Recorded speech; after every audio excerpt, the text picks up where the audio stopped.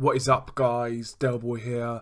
So Joshua Buatsi defeats Tony Averlant in one round to move to 8-0 with 6 knockouts.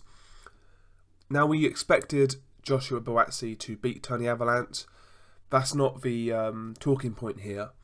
The talking point is the fact that Joshua Buatsi done a much better job on Tony Averlant in comparison to Anthony Yarde.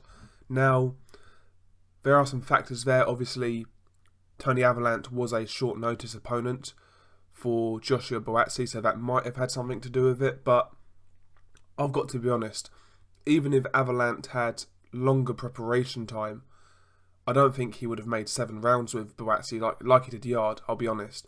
I was very impressed with how Buatsi dealt with Tony Averlant. I like Buatsi's style. You know, he comes forward, he's always maintains good balance. He throws his shots technically very well. The straight punches are accurate. Love the way he hooks to the body. Methodical pressure. Buatsi, he has like an almost Eastern European style, actually. You know, pressure, shots that are delivered technically very well. You know, doesn't take too many chances. Doesn't waste punches. Great balance. He's an Eastern European type fighter in terms of style.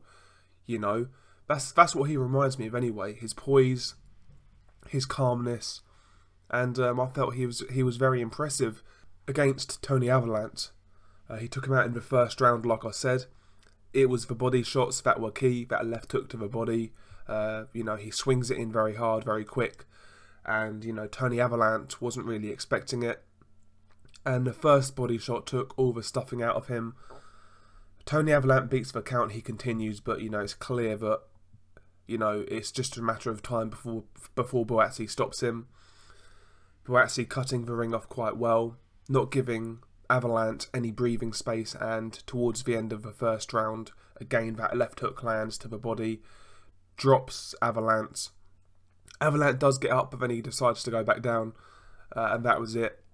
First round stoppage for Joshua Buatsi. Like I say, people are going to make the comparison, and you know, this looks good for Joshua Buatsi. Doesn't look as good for Anthony Yarde. Now, I'm not saying Yarde will necessarily lose to Buatsi, but what I am saying is, you know, it's done Buatsi's image no harm whatsoever.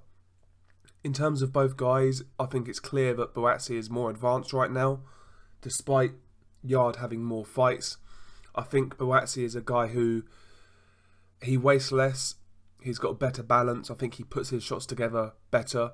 I don't think he's got the same one-punch knockout power as Anthony Yarde, but, you know, he puts his shots together much better. And I also believe, although Buatsi doesn't hit as hard, when he does have somebody hurt, I think his finishing instinct is a lot better. And that's partly because, you know, some fighters have that instinct. Some fighters know when to jump on people when they're hurt, and some don't. But more than that, I think it's just because, you know, Buatsi's a good finisher because, you know, he doesn't really smother his work. He places his shots very well. So when a guy is hurt, you know, he's maintaining his composure. He's looking for the right shots. And, yeah, I'm impressed with Buatsi. I think out of all these Rio 2016 Olympians, I don't think any of them have really pulled up trees. You know, Joe Cordina, Lawrence Okoli, Anthony Fowler. I don't think those guys, I'm not saying those guys are not going to go on to be very good fighters, but I wouldn't bet on them to become world champions. But Buatsi, despite him being in light heavyweight, you know, I think he's a very good talent, really good talent. So I'm definitely interested to see where they go next. Hopefully we can get Buatsi in with one of his domestic rivals. You know, they was mentioning Jose Burton. I think that would be a very good fight for Joshua Buatsi. What do you guys think? Peace.